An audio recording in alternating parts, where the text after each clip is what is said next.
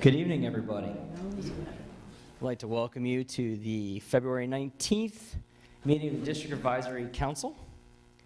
We'll call that to order, and if everyone's had an opportunity to hopefully to review the minutes that were sent out to you, I'd be happy to entertain either a motion to approve, or anybody has a comment or request for a change, I would entertain that as well. So moved. Cedric Hall from Gateway. We have a motion to approve from Mr. Hall. Do I have a second? And you're, sorry, John Shannon with Fort Myers High School. Thank you. All those in favor say aye. Aye. Any opposed? Motion carries. At this time, I'm happy to take public comment from any non-DAC members on agenda items that are before us this evening. Do we have any non-DAC members that would like to give comment on our agenda?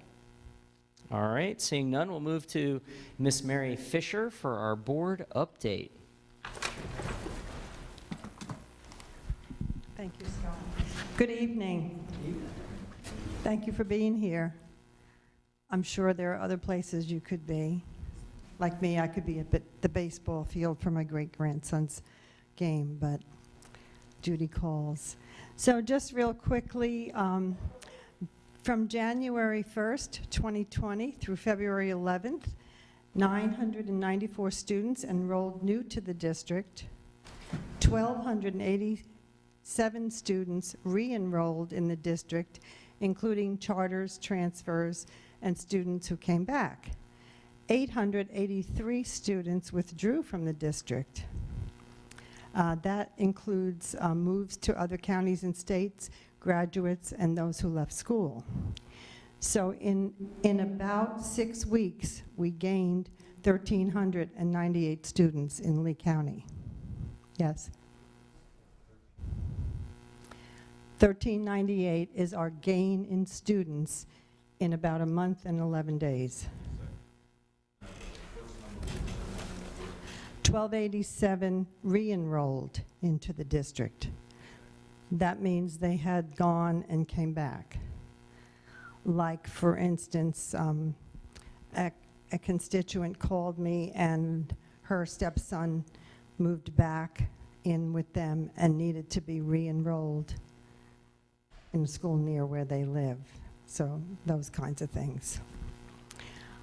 Okay, our comprehensive health plan, which we're going to talk about tonight, House Bill 2849, which is a model program for implementation to meet all the state rules, mental health, education, suicide prevention, substance use and abuse prevention, etc., was referred to the House Pre-K-12 Appropriations Subcommittee and the Appropriations Committee, so we're waiting to hear how that bill travels during the session.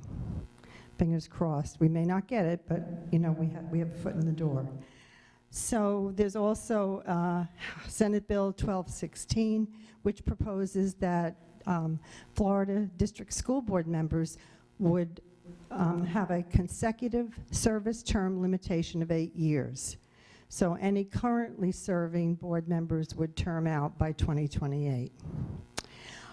We have been doing a series of community forums, and so on March the 2nd in Cape Coral, we'll be at Cape Coral High School talking with our department representatives, showcasing the work that we're doing regarding safety, academics, student services, etc. So we invite you to invite your friends to come and visit us at Cape Coral High on March the 2nd. We are going to be having a workshop regarding attainable housing. So, you know, attainable housing is a big issue now because people are having a difficult time affording places to live, making it necessary for them to move around a lot sometimes. And some of those people are our teachers and staff. So I just want you to keep this in the back of your mind. We've been talking about looking at asking the voters for a $500,000. And it seems as though that's not a popular idea. But I just thought with the teachers' salaries being the way they are, and the fact that if the governor's proposal to raise salaries for beginning teachers to 47.5 happens, then in order to bring everyone to that level, those with 8 or 10 years experience, we're going to need $12 million just for the first year. So if you own a house that's $200,000, you would pay about another $100 in property taxes. So I'm just saying, think about it and think about whether or not it's worth it to support education as the economic driver for our community. And with that, I thank you again for all that you do, and I'll turn it back over to Scott. Thank you. And tonight we're going to have a presentation from Ms. Lori Brooks and her staff on the comprehensive mental and emotional health classes and information that are going to be done for our students throughout the school in accord with the new state laws. Let you introduce your folks. All right, thank you. Good evening, everybody. We appreciate the invitation to talk about this important topic that's very timely for our students and also for our parents and our school staff and administrators.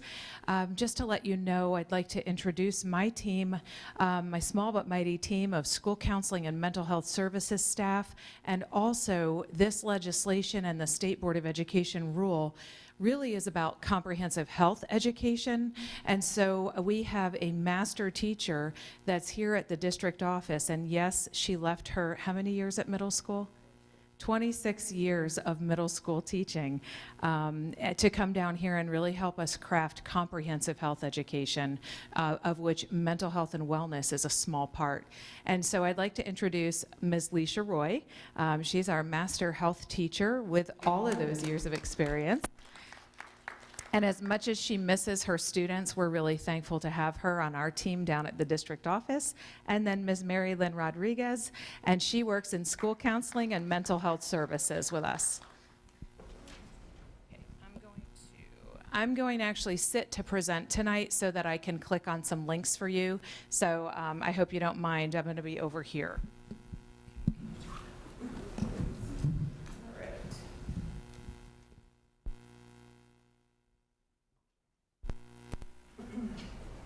Thank you.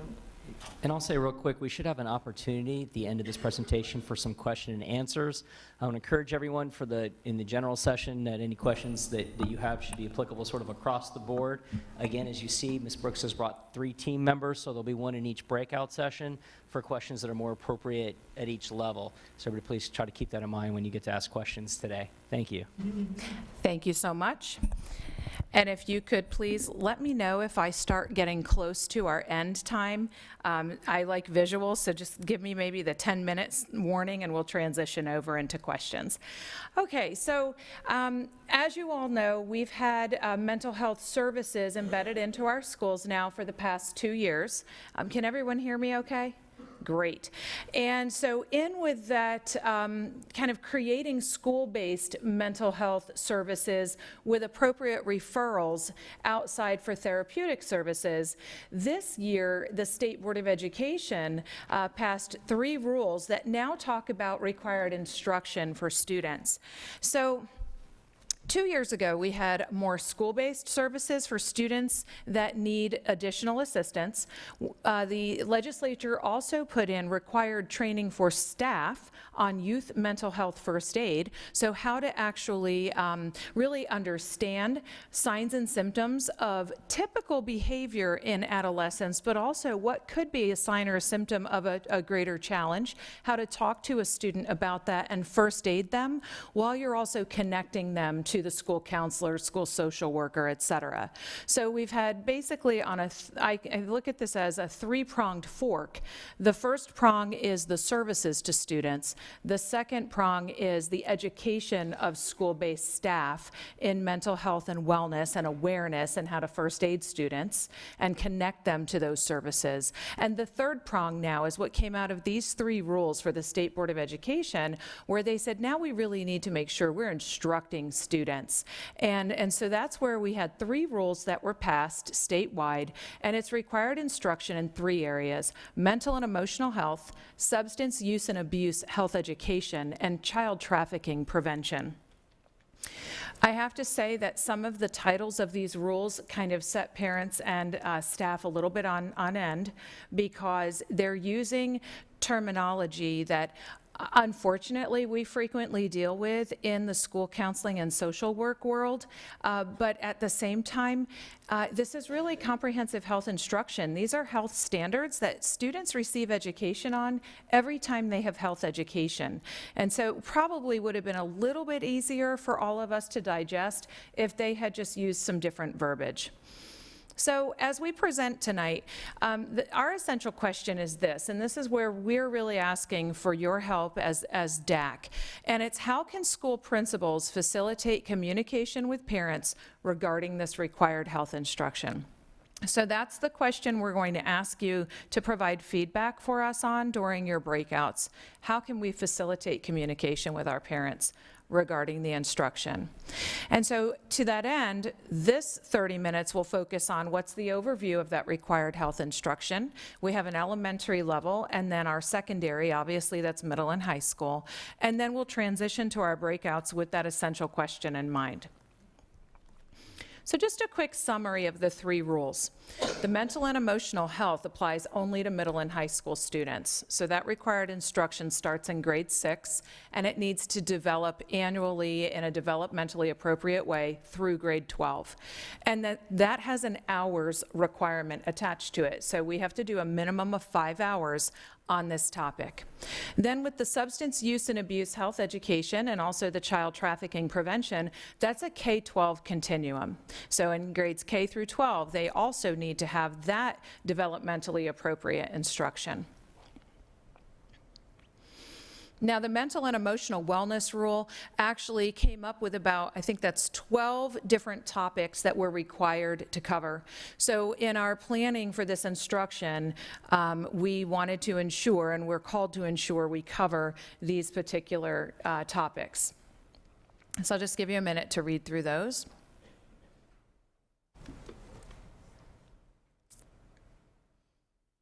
So keep in mind, too, as we're working through these, the required teacher education and support staff education and youth mental health first aid covers a lot of this for adults, so that they can accurately and adequately support students as first aiders and connect them to the school counselor, social worker, et cetera.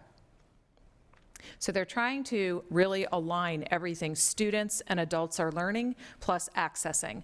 So when you look at comprehensive health education, and the State Board of Ed rule really articulated this to us, that this is health. There's so much more to comprehensive health than these 3 rules, but they plucked out the most important and critical mass annual learning that they felt needed to happen every year to keep our children safe, because we don't have the capacity at this time to offer a health class every single year. So when you look at the comprehensive health standards, you can see in those circles, there's a lot more to this, and you received this in your presentation as well, so you can take a closer look at it at your leisure. But this is precisely what the intent of these rules were, is to take out those health standards that they really feel passionately students have to have every year and embed them in our schools. So what did we do? When we received these 3 State Board of Ed rules, we developed a multidisciplinary district team to really look at what approach or program would be best. We also knew, and we grappled with this across the state. We had meetings and conference calls and in-person meetings with our districts across the state. The Department of Education put this on our topical list for size-alike districts to talk about. So we're a large district according to the Department of Education. We are almost to a very large district size. So we chose to make sure that we were consulting and collaborating with other large and very large districts, because we're right on that cusp with our student population. So we talked about this and really worked through what are we going to do, because now instead of this being taught by certified health teachers, this is infused K-12 into our curriculum. It's also infused across the fabric of every school, and it needed to be facilitated by teachers. And that's a heavy undertaking.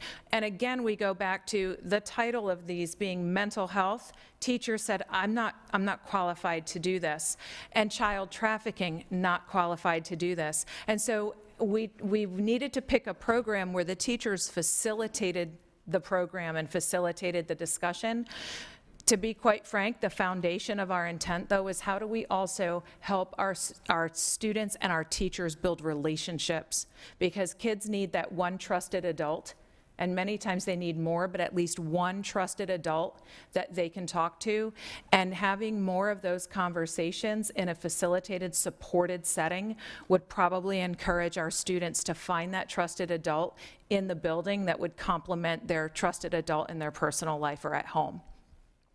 So as we did this as a district team and we consulted around the state, we then presented the options we had to our chief academic officer and our executive leadership and our principal leads, because we really wanted feedback from leadership, and they could also obtain feedback from the staff. And we really wanted to make sure from the ground up we had a lot of vetting and opportunity to make good decisions. So for the elementary, and remember the elementary implementation plan is going to be the substance use and abuse prevention and child trafficking prevention. So we chose 2 different curricula, and the first one is Safer, Smarter Kids. The positive piece of this curriculum is many of our elementary schools were already using this, because in statute for years, over 2 decades, has been the requirement that in elementary we teach safety to children. And so our teachers were familiar, and our school counselors, with this particular program. And it has a parent component that I'll show you tonight. And also it's scripted, so we can make sure our teachers had that confidence level to go through scripted lessons that didn't seem canned or artificial, but it gave them tools they needed to talk to children about safety, and also about some things they might be exposed to that they may not realize, is this okay or not okay? And then with Generation RX, that was our substance use and abuse education curriculum that we chose because it's developmentally appropriate. In K-5, they talk about medicine cabinet safety. How do you know what is a pill, what is candy? It teaches kids the difference and how to identify things. Again, there's another parent component to this as well.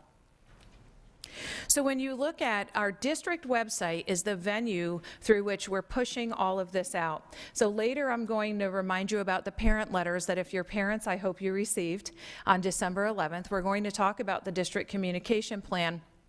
But as we review the curriculum, I'm going to draw your attention to the district website where we have all of this posted in a complete resource. So for Safer, Smarter Kids, we have posted these pages on our mental health and wellness portal, and I'll show you how to navigate there as a primary resource, but right now I'm going to focus just on actually child trafficking. Excuse me. So our Safer, Smarter Kids curriculum about child safety is also related to abuse, and really child trafficking, again, covers the entire scope of student safety, from what are appropriate ways for us to interact with each other and for adults to interact with children, and when should you, if something kind of makes you feel uncomfortable, when should you tell? What's the difference between reporting and tattling? Who do you go to? Okay, so this is the language of the rule. And then at the bottom, what we have is, this is our curriculum. So we have the Safer, Smarter Kids, where our parents can go right here and click on this, and this will be a little bit difficult to see, but by grade level, they can see every lesson topic and what we're introducing. You can see in bold, these are new topics. Obviously, pre-K and kindergarten, everything will be new because they're just entering our schools. But in first grade, you'll see that they review safety rules, so they're not bolded. They review, or they add in grown-up buddies and trusted triangles. but you'll see where they add in different things, or they scaffold the learning every year. So this is available for parents to see. And we also have on that, oops, I exited the website, but on that website we have a direct link to Safer Smarter Kids, where they can actually create a parent account and access the curriculum. You can see what your kids are learning. The same with Generation RX on the district website. Now this link will take you to the substance use and abuse prevention, and you can read through the rule, but you can also scroll down and say, what is my child learning? And we have a scope and sequence for Generation RX. What topics are they learning in every grade level?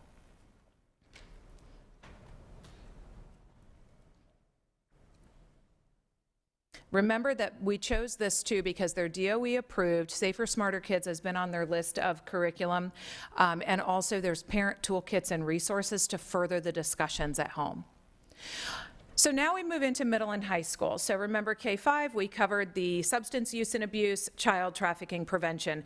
Now in our 612, we have those plus the mental and emotional wellness. So now we have the full curriculum. The students have to be exposed to all of that. For middle and high school, our committee chose Edgenuity Purpose Prep. And this is it meets the requirements of all 3 State Board of Education rules. The duration is approximately 6 hours. We have 5 hours for the mental and emotional wellness, but to add in the substance use and abuse and the prevention of child trafficking, we needed additional time for those lessons. And this is all completed during the school day.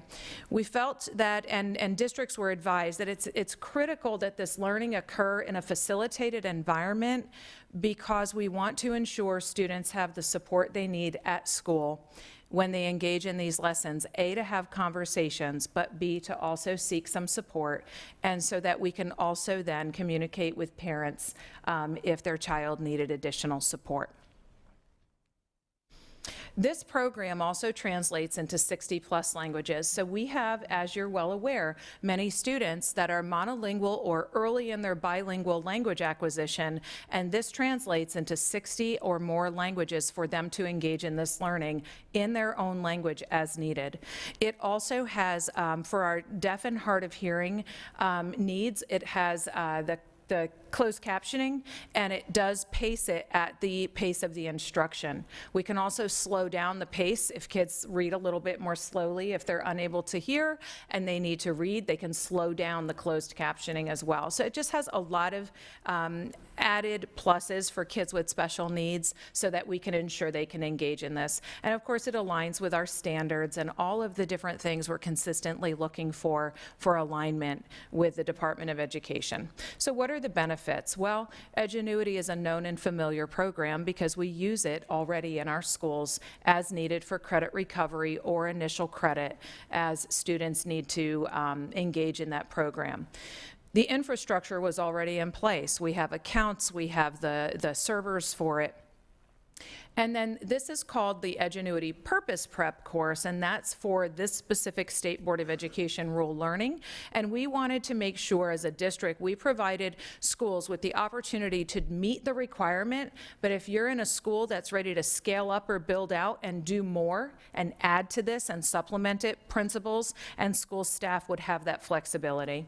And then also, as you're aware too, as DAC committee and SAC committee members, we have a high mobility rate, not only in our district, but in our state. And we can transfer Edgenuity accounts within schools so our students stay on pace and they're not missing this instruction or not getting it as they move from school to school. And if other districts are using this and they move here, it's the exact same curriculum. And there are several districts engaging in this around the state, this particular program.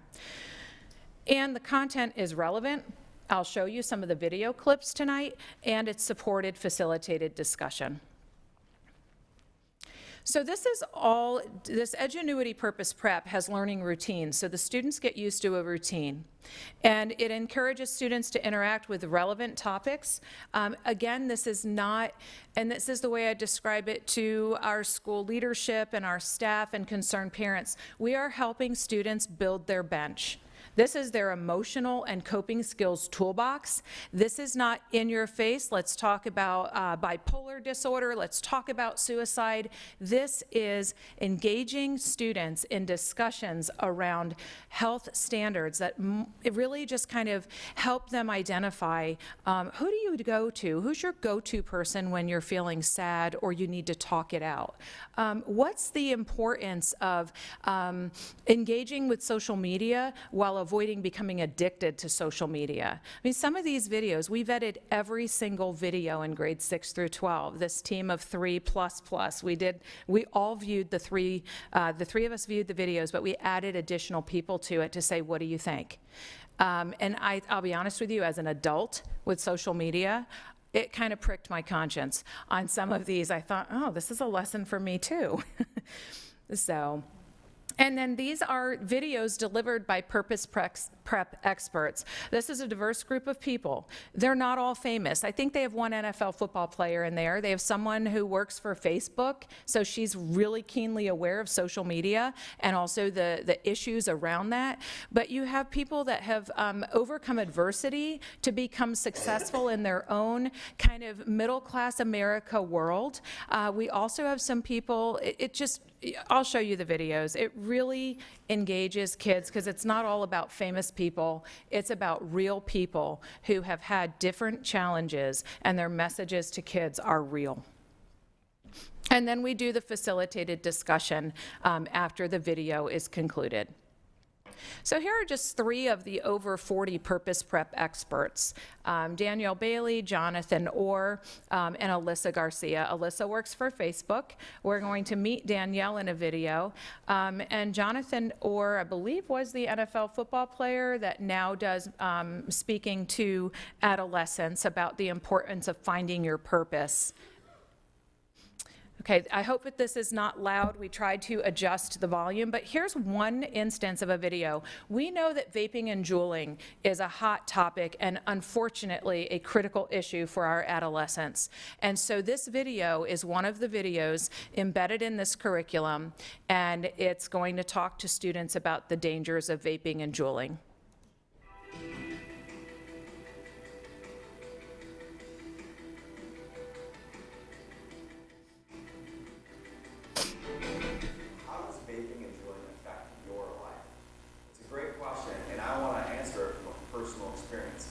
Being somebody that had a nicotine dependence, I understand how hard it is to live a full life without nicotine. It's difficult. We don't even know the repercussions that these companies have on us with our health. Yeah, we know cigarettes are bad, but what are the implications from a Juul or a vape pen? It hasn't been around long enough for us to understand what it does to the mind and body. Not to say that the concentrate of nicotine is so much higher, it's not like smoking a cigarette. This is a much far deeper addiction.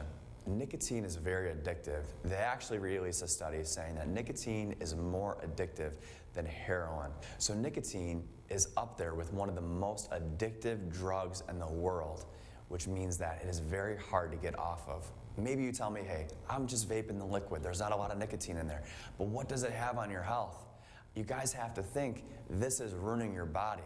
You don't buy a new car and take rocks and throw it at the windshield because you're damaging the car. This is your body. Every time that you're breathing in this smoke, you're damaging your body, okay? I've never met a man to buy a Ferrari and take it down the street and throw things at it. He doesn't. He protects it. He washes it. He cleans it. This is your body. Every time you juul and vape, you're damaging it. So whether you're vaping with nicotine or without it, you're still opening doors for problems in your life. And what I mean by that is, it's just this and it's just that, and you rationalize that you can have these things in your life, and before you know it, you're going to rationalize things that you don't really need in your life. No one ever plans on being addicted to drugs. No one ever plans on being addicted to nicotine, doing drugs, dropping out of school. But it's the small steps in the wrong direction that lead to those decisions. So you might be asking, why am I telling you about this? Not to vape, not to juul. I want you to reach your full potential. And right now, when you make these small choices, they hold you back from reaching your full purpose in life. So make the choice today. Make a powerful decision. The choice is yours. Reach out to somebody, teacher, friend, or even a parent. to get the help that you need and use the resources that are available for you to stop today. So that's a short 2-minute, 36-second video that sets the stage for the next step, which is we have some questions that teachers will pose. Students will talk to their shoulder partners about that and then have that larger conversation. And so one of those questions might be, what are some ways that you could avoid even starting to vape or juul? Because you heard from someone who already is struggling with the nicotine addiction. But then another question may be, what would be your next step? If you're struggling with this, what would you advise your friend to do to take that first step to get help? You know, I'm making this up out of my head, but the questions are very general, but they're enough that get our adolescents really thinking about this, but talking.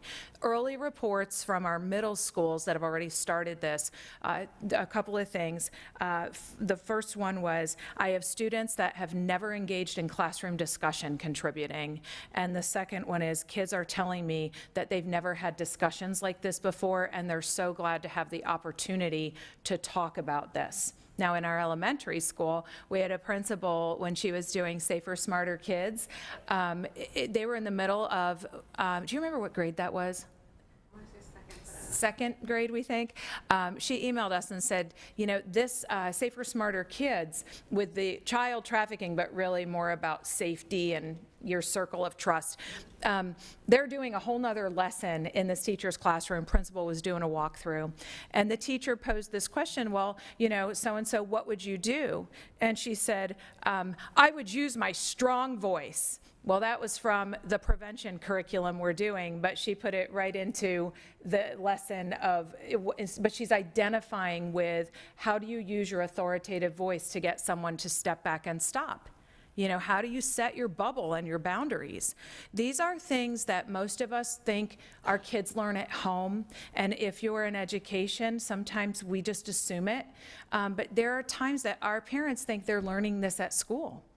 And so these conversations of where are they learning it, and really, should they only be learning these things or hearing about them in one place, or can the school also assist our families in this? And that's really where we are with this. Okay, this is another video. This is Danielle Bailey talking about accepting your circumstances, but please listen for her unique message about don't just accept them, what do you do to move beyond them?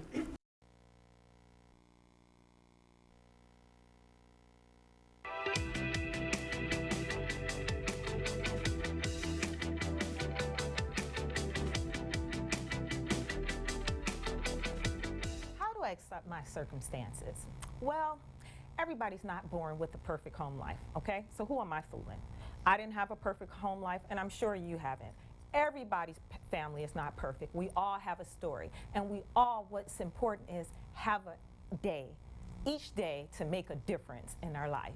So accept your circumstances. When I was younger, I grew up with my mom. My dad was in prison until I was 9 years old. I used to see all the other kids with their parents, and they had a mom and a dad. And I would lie to the other kids because at first I didn't know my dad was in prison. My mom would tell me that he was in the hospital. And one day I found out he was. And I would tell my friends, oh, he's away in the Army. And yeah, my dad's coming home soon. He's in the way. And you know, the kids used to tease me, well, when will we see your dad? Because everybody's dad was at parent-teachers conference, you know? It embarrassed me for a long time, but then when my dad came home, I was happy, and everyone, I didn't look like a liar. Hey, I have a father, see? So, you know, I was very, very embarrassed about it. I never told anybody that was, you know, in school that my father was in prison, and maybe it's not anybody's business, you know, but it was my circumstance. But I had to move past it and think about positive things, you know. Some of us come from foster homes. Some of us don't have parents. Hey, some of our grandparents are even raising us, okay? Some have parents that are on drugs. But accept your circumstances. Move past it. Don't let those circumstances hinder you. You have a chance to make your circumstances different and better, okay? So when you think about things that are down or problems in your life, or you don't blame your circumstances and say, well, because my mom's on drugs, this is why I'm the way I am. You have an opportunity. That was your mom's decision or your dad's decision or whoever in your life decision, but you have a decision to change and make a difference. So have a mental funeral. I always say that to myself. When you have a mental funeral, you just release it from your mind and never look back in the past. Only time I look in the past is to learn from it and move on to my future. So how do you change your circumstances? Take a moment, write it down. Whatever it may be, maybe your parents are good, maybe it's just you didn't have good grades, or you're bullied in school, or you didn't get the girlfriend you wanted, or the boyfriend you wanted, or self-esteem issues. Who knows? But just write it down and think about, okay, how can I make this circumstance better? Always think about a positive and a negative. So you don't have to lie about your circumstances. Sometimes facing your circumstances and not caring if people accept you or not is the right way to go. Don't fake it. You know, fake it until you make it. Why do that? If a person doesn't like your circumstances or doesn't like to be around you, then so be it. They're just being judgmental. And maybe they're scared of their circumstances and they're lying as well. So just put it out there. And if they accept you, they accept you. Those are true friends. So those are two examples of the videos that our students are being exposed to as they engage in the Edgenuity Purpose Prep curriculum. So you can see that they want to engage students in thinking about things and how to, again, build their bench or their own toolbox to cope with things and move forward and move on. Now, we recognize, too, not all students, maybe that won't resonate with some of our students because things are great, but at some point, they may not be so great. So again, it's really building those skills now. So moving beyond the curriculum, we were required, districts were required to file a plan with the Department of Education, which we did. Those were due by December 1st. And so every year we have to file our plan. And then we also need to include in that plan, how will this instruction be delivered to our students at each grade level, that our teachers are delivering that instruction, and then how are we doing that, with what materials and resources. And then we posted it on our district website to be in compliance. So I'm going to take you back in a few minutes to our district website to see all those resources, including the parent letters that we sent out. And then we're going to finish with the general Q&A, but also that question about how can principals further that information for parents. So at the end of each year, we also have to report back by July 1 that we, in our annual report to the commissioner, that we verified completion of the instruction. So these are the requirements of districts. And how did we communicate this to parents? On December 11th, we sent letters to all K-12 parents and guardians, and those letters contain the link to the site that I just showed you that I'll go back to. And now as we're leaning into beginning this instruction, our middle schools, many of them have already begun this instruction. Our high schools are getting ready to engage. Our school leaders, in many cases, are resending a communication to parents to let them know.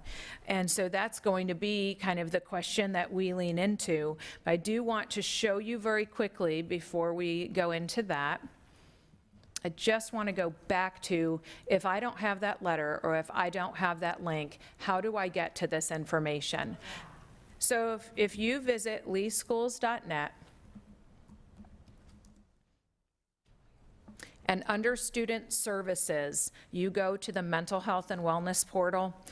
This, 2 years ago, was a labor of love for our department, and Mary Lynn Rodriguez was critical in spearheading how this was crafted, and I introduced you to her earlier. When everything came down from legislation, we said we also want a front-facing website for anyone in the public, but especially our students, our parents. It could be 2 o'clock in the morning. Where would you go if you wanted information on suicide prevention, on really anything? And so we decided to, bully prevention, child abuse, it's all here. We decided to make this in a tiled format, and it's in alphabetical order. And right here is required instruction for students. that leads you to the main overview page. And on this main overview page, it covers basically the depth and breadth of the 3 rules. But if you scroll to the bottom, you will also see our district letters. And so we have the elementary version in English, Creole, and Spanish, the secondary version in English, Creole, and Spanish. Likewise, because this came from the Department of Education, we have a link directly to the DOE's website, so you can read that this is not the district making stuff up, but we are appreciative of this work and we want to do it with fidelity, but we also want parents to understand how the inception of this mandate, because it did come out rather quickly. And it was a short turnaround to really wrap our heads around and understand. So we do understand the concerns around that. Also on this page, you can click the mental and emotional health education, and you can also go over here to do any of those links, and you would get specifically to that with the curriculum overview, substance use and abuse, and also child trafficking. And those are the direct pages I took you to earlier. So having said that, really we're back to before we transition, if you have some Q&A at time, I'll be happy to answer general questions as much as I can to the best of my ability. And then I'll allow our chair to segue us into the rest of your evening. So what kind of questions do you have about the State Board of Ed rules or anything really related to this? I just need anybody asking questions. Podium and ask for questions.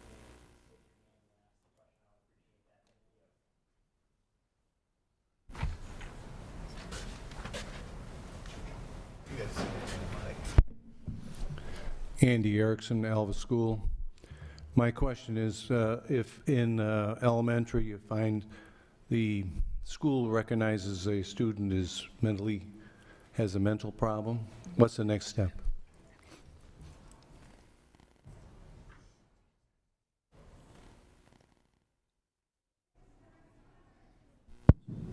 Sorry, did I wake everyone up? That's an excellent question. In our K-12 schools, actually, we have a protocol developed that if there's a concern for a student possibly having a mental health challenge, that concern can be brought by the parent, by the student, by the teacher, by any staff member to a member of our school mental health team. Our school mental health teams are made up of what's defined in statute as our school-based mental health professionals. These are master's degreed professionals. They are school counselors, school psychologists, and school social workers. Our school nurses also serve on the team because of sometimes the unique medical needs that our students may have.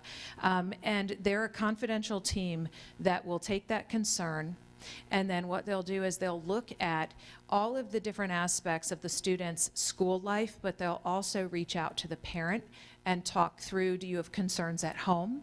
And then if they also have concerns, then we're required to ask the parent to give us permission to do kind of a low-level screener. We use 2 different screeners as recommended in school-based mental health models, but also the Department of Education supports them.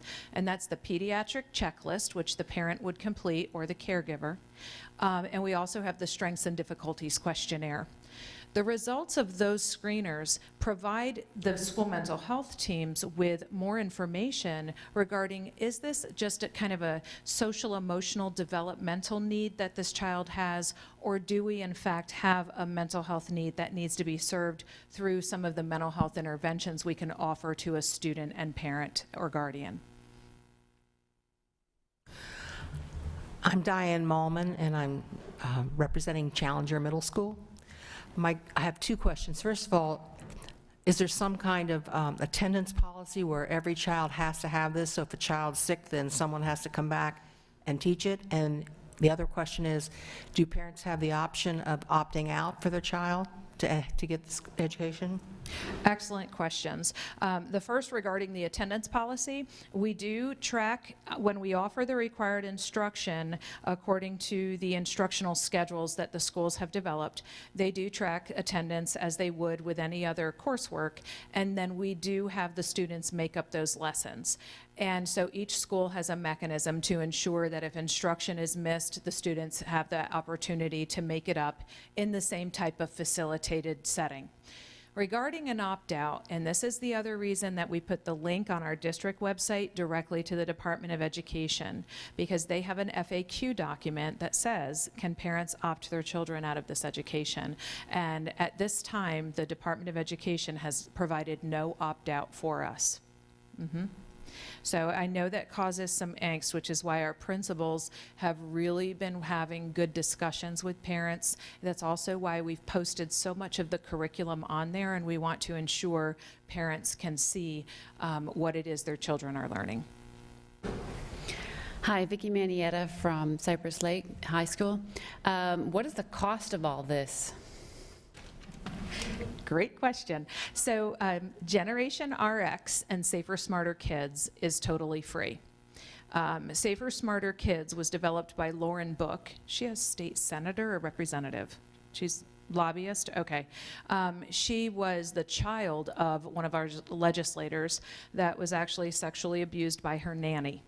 And as she grew into adulthood and became active as a lobbyist, she realized, I need to develop something because I had no idea this was right, wrong. I didn't even know. And I just thought this was something that happened with kids and their nannies. And so she developed this curriculum, and through a generous grant, and that has been perpetuated for at least 5 years. She is a senator. All right, thank you. She's a senator. She has provided this curriculum for free. That's why all of our teachers were able to get their kits at no charge. Now, the Edgenuity Purpose Prep has a price. And that was provided to us, though, by special funding by the Department of Education. They actually funded this mandate for us so that we could submit to them the cost, and they would then reimburse us. And the money is probably here now. I was waiting for the check to arrive. So we will be fully reimbursed for the cost of that program. What is the cost? $176,000.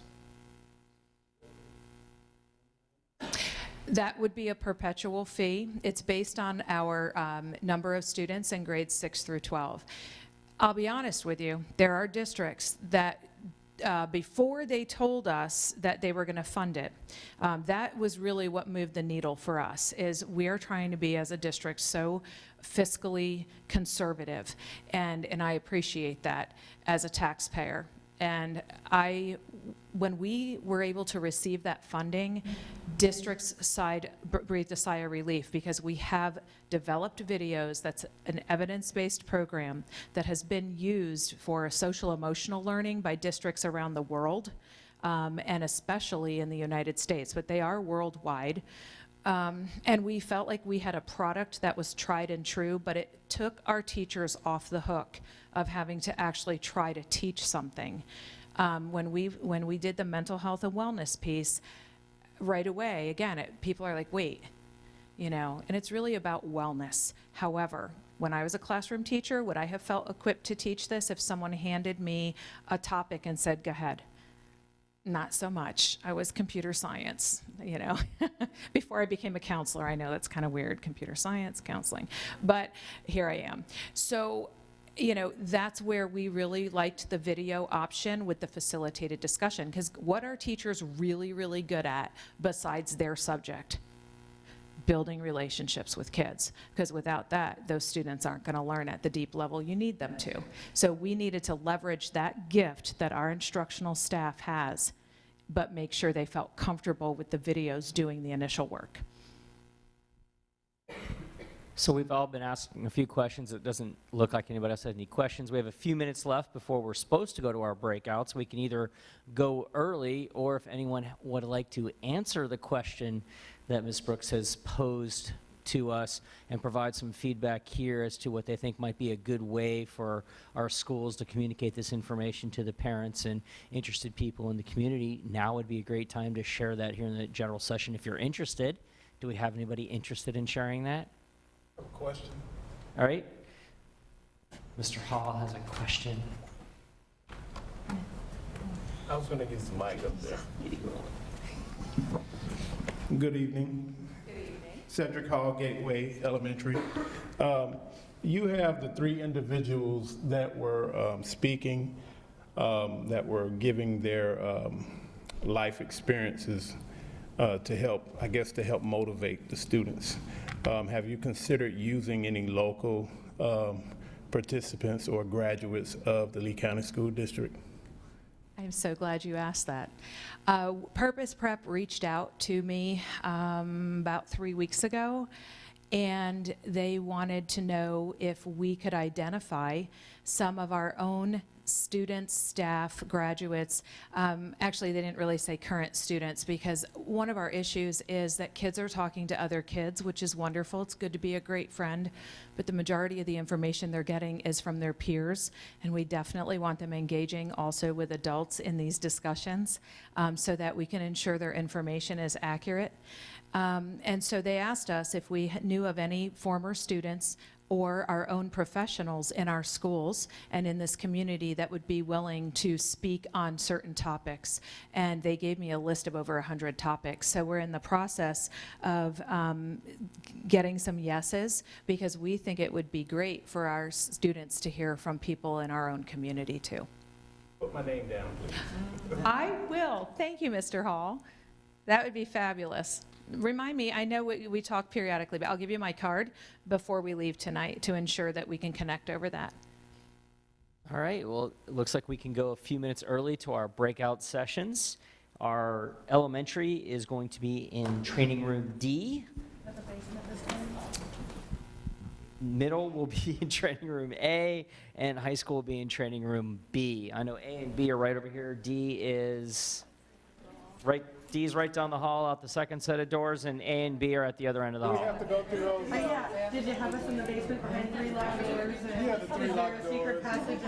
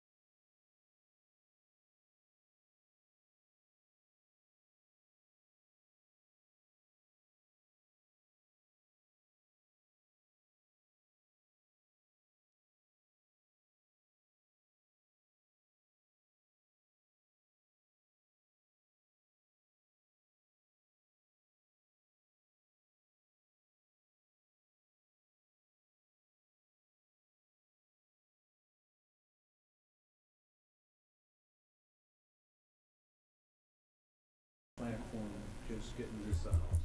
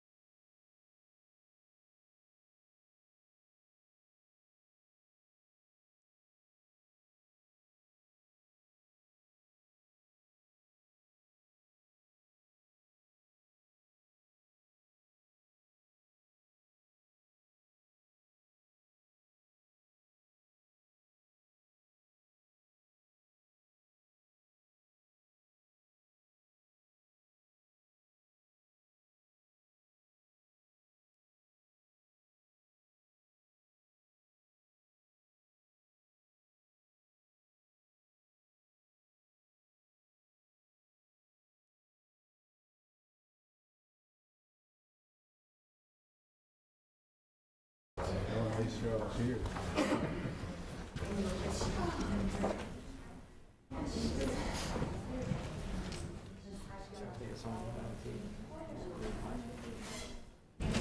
if I can read it. I can read Dr. Sparrow's pretty well, and he writes terribly. Like he literally should have been a physician. No, me. I have terrible handwriting. Oh.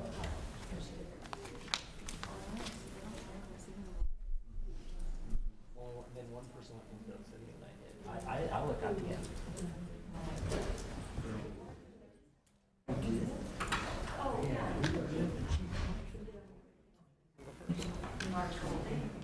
Well, we'll try.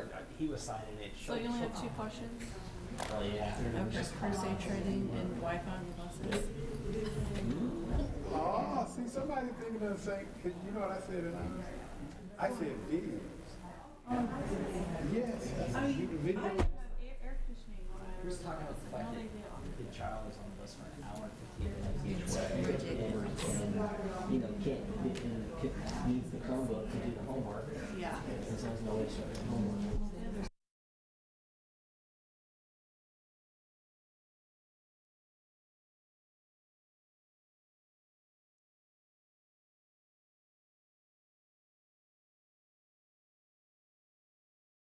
I think we have a majority of people here.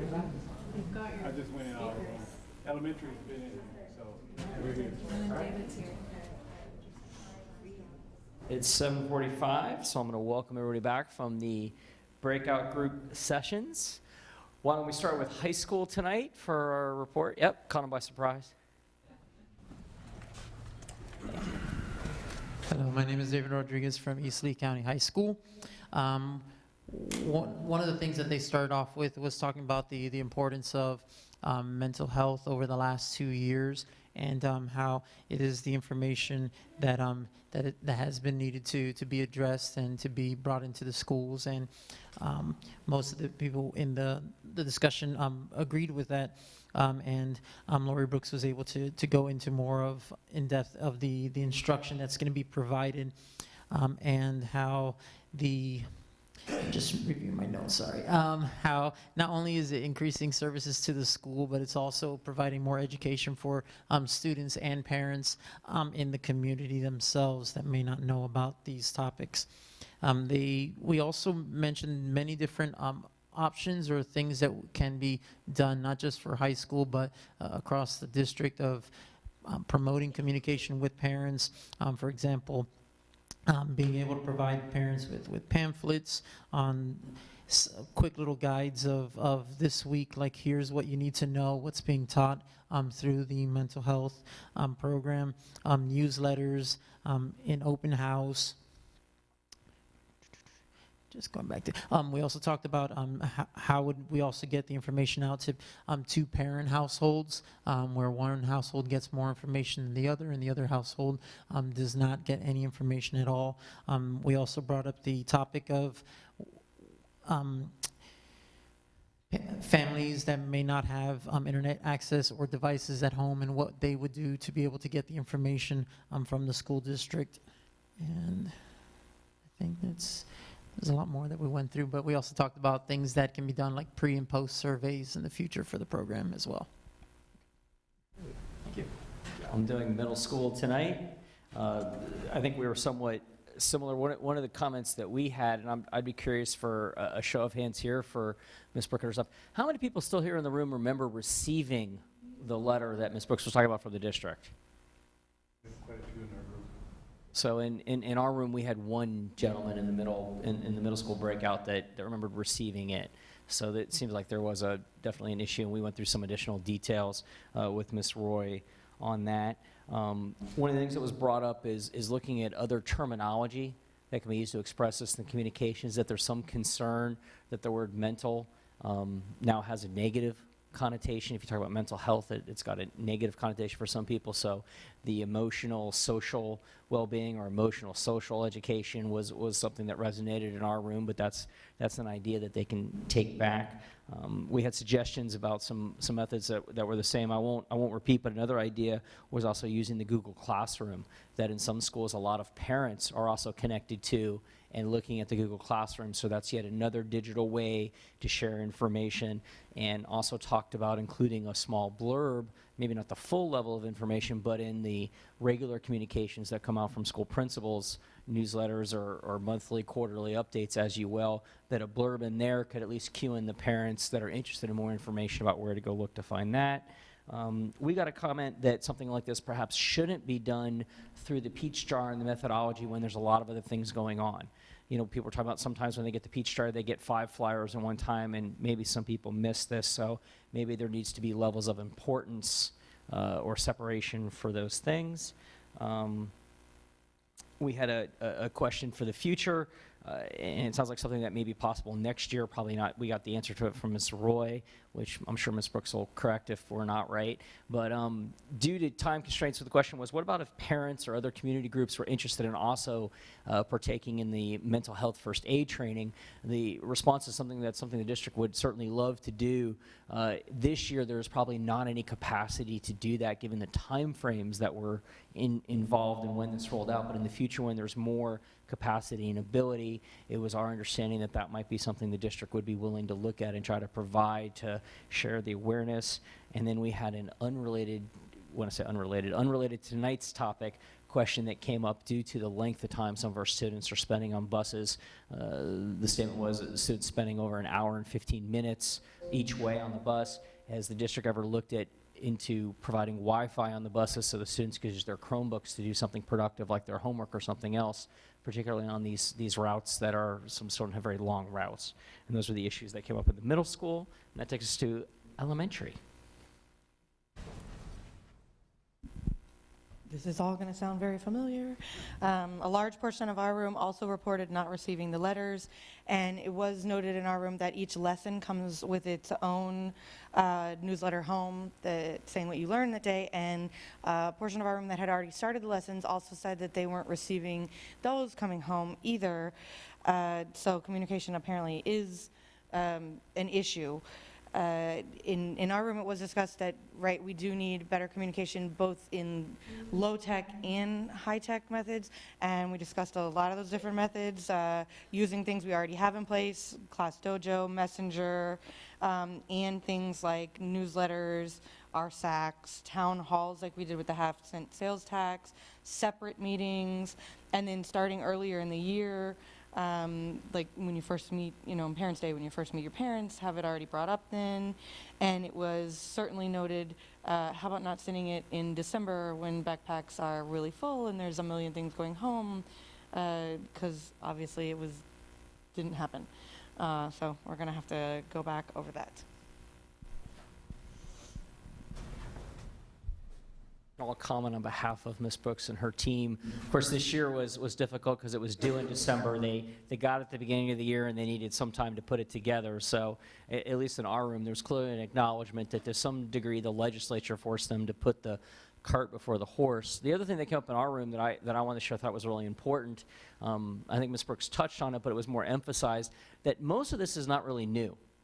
The information they're teaching is not really new. Mental health and health education has been around for 30 years.